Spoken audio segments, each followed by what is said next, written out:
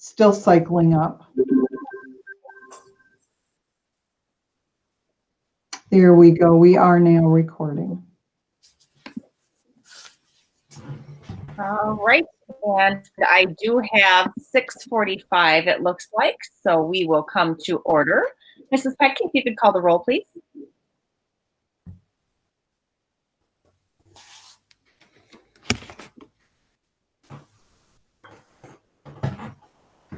You have to unmute yourself go first, Mrs. Petke. She's got to turn her mic on.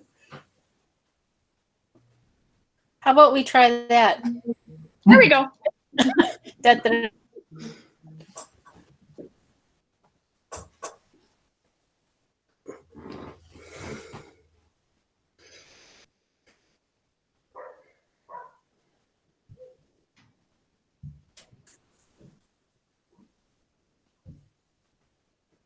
Whenever you're ready to call the roll.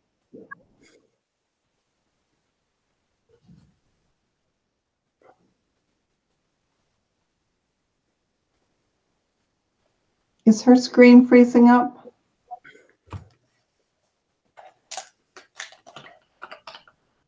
Are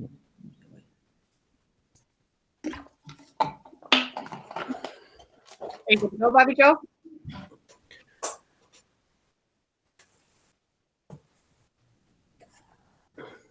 Can you hear me now? Yeah. Now I can. Okay, now I just lost my.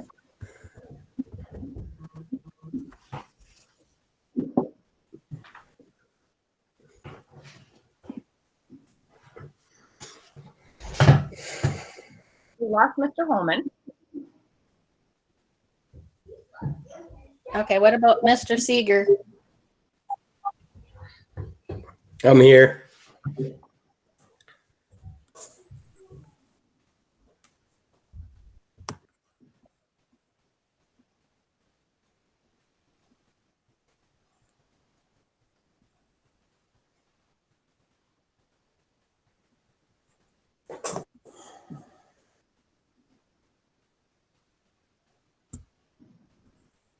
I wonder So if I'm not it's sure what's going on, Bobby Joe. We got you calling Mr. Seeger, and I've heard nothing further.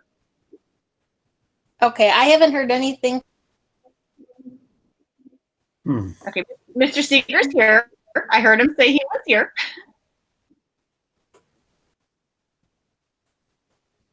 Bobby Joe, I think you may be losing some connectivity. You seem to be breaking up now and again. But I think the request was to call the roll. Okay.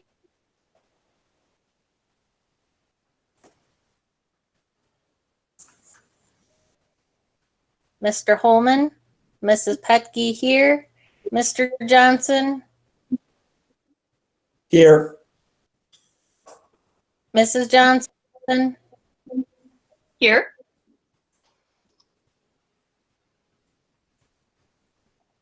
Okay. And again, I think we had some cutting out. I do see that Mr. Forbes is here, though. Mr. Scheller's here. Mr. Seeger's here. So all board members are present and accounted for. Dr. Opper, can you verify publication of meeting? Yes, it was. All right, so we are to conduct a public hearing regarding a waiver for the requirements of Wisconsin State Statutes 120.12 subsection 2M 11.5.4. So Dr. Opper, maybe if you'd like to speak to that a little bit.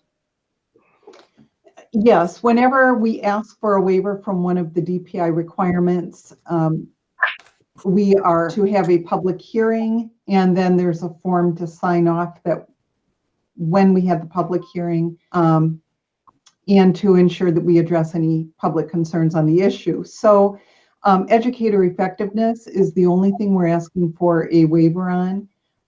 The state is allowing us a great deal of flexibility this year because of the pandemic and the many ways that instruction is being provided. But at this time, we seem to be able to fulfill all of the requirements, but we're asking for a little bit of relief on educator effectiveness. That's the manner by which we evaluate teachers and administrators. And the reason we're asking for a little relief there is we feel we can fulfill the requirements for initial educators and for administrators and veteran teachers on every third year evaluations, doing just simply the observation evaluation documentation, what you might have seen 5 or so years ago, perhaps a more old-fashioned approach. Educator effectiveness has a documentation log. Teachers and or administrators are supposed to survey parents or students.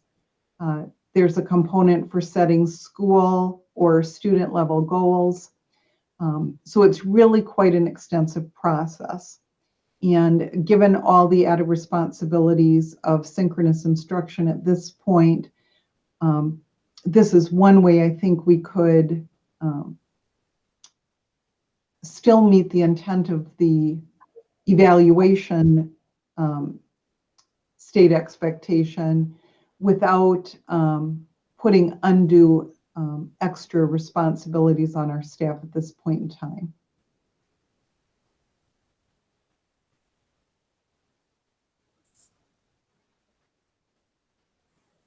And I don't see any members of the public signed on. Are there any board member questions or concerns on the topic?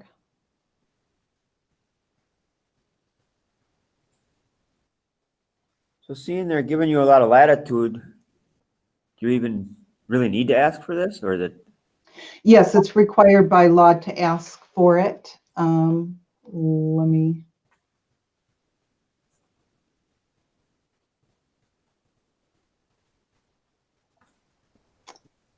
So it's one of many pages of different things you have to ask for a waiver on. So this is about the middle of the form.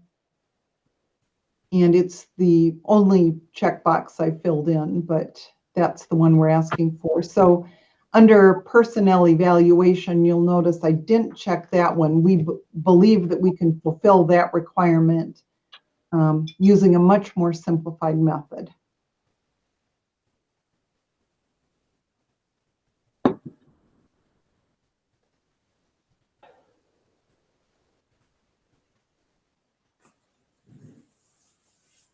Are there any other questions, or would someone like to make a motion? You'll actually be making a motion during the regular meeting. This is just your public hearing. And let me just go into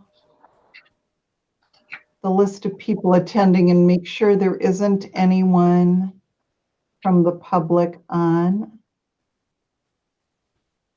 I'm not. We did join via telephone, so I'm not sure if there are questions there. Okay. The person with the telephone number ending in 32, did you have a comment?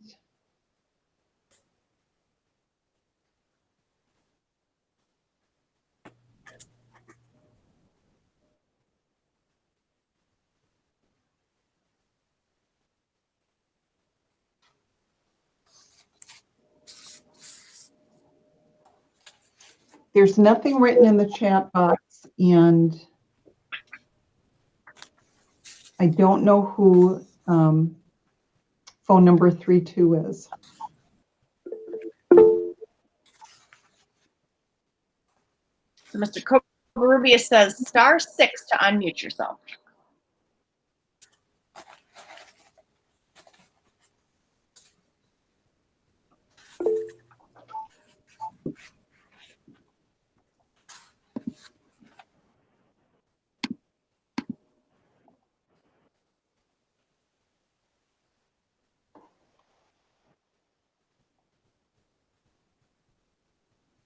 Were there any questions or public comment from our person by phone?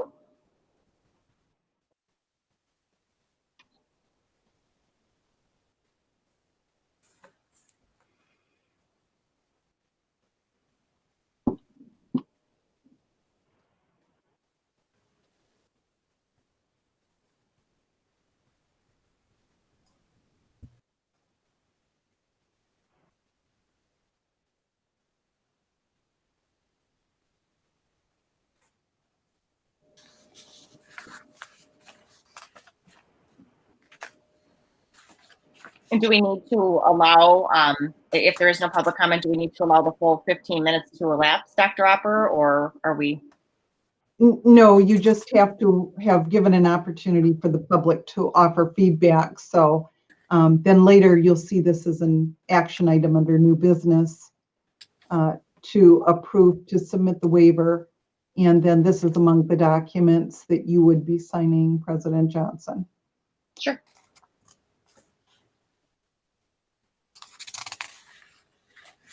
All right, so that being said, we certainly would entertain a motion to adjourn the public hearing. Bruce Scheller, I'd like to make a motion to adjourn the public hearing. I have a motion by Mr. Scheller. Do I have a second? Russ Johnson, I'll second that. Second by Mr. Johnson. Any discussion? Hearing none, we will proceed by a roll call vote on our motion to adjourn. Mr. Seeger, Aye. Mr. Holman,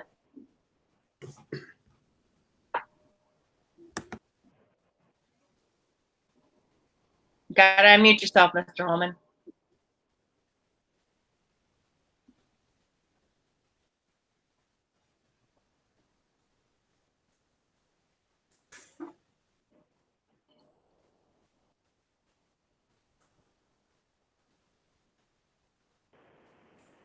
Aye.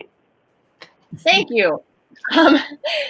Mr. Forbes, Aye. Mrs. Petke, I'm sorry, I missed the whole thing. I had to join by phone. gotcha. My assumption was that there was a motion on the table, but that's as much as I can tell you.